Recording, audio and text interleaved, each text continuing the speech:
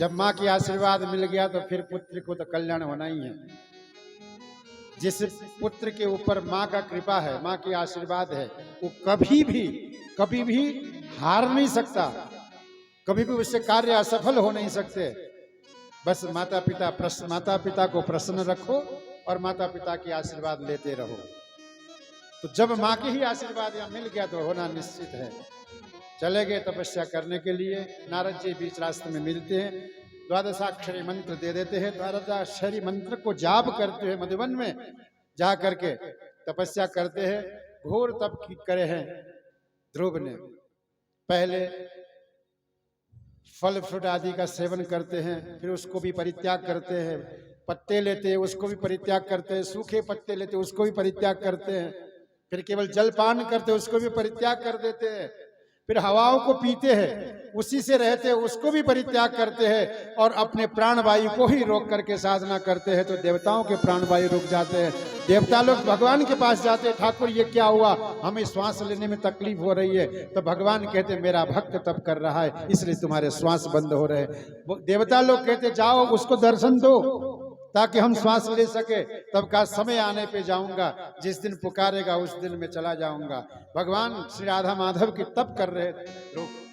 गोविंद ने आज हरि अवतार लेकर के, हरि अवतार जो हुए हैं वो भगवान ने लिए हैं ध्रुव के लिए।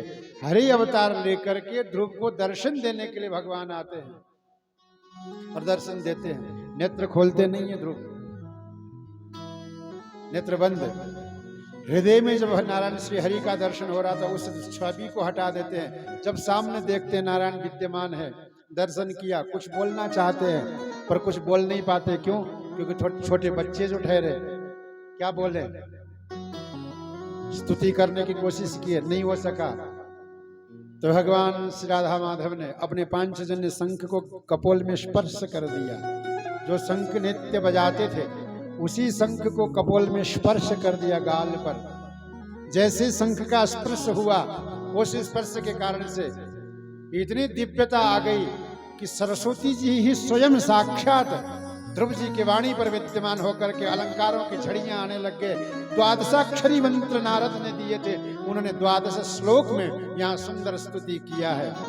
और स्तुति से प्रसन्न होकर के कहा वरदान मांगो। ध्रुव ने कहा मुझे कुछ नहीं चाहिए, आप मिल गए।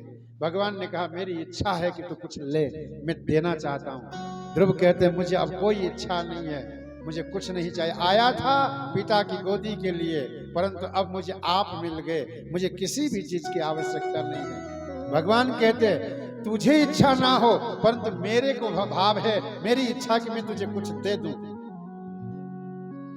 यह स्थिति प्रदान हो जाए, प्राप्त हो जाए, ऐसा दिन आ जाए कि हम भगवान से मना करें और भगवान करे तू मांग ले मेरे से जो चाहे सो मांग ले, ये कहे।